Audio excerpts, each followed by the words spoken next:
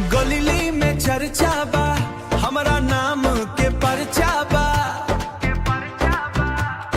Area में चलते ही भाई सबके अलगे ही खर्चा सिसौता बा।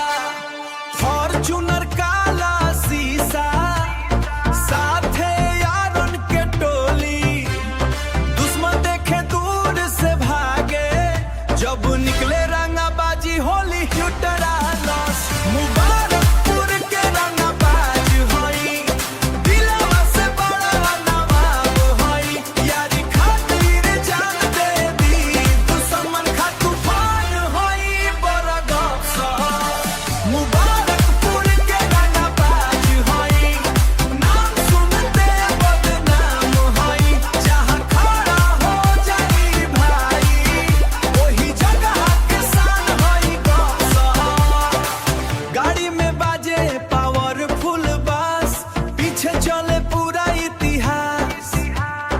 भौकाल देख के लोग कहे आई तो असली रंगाबाज सुमार।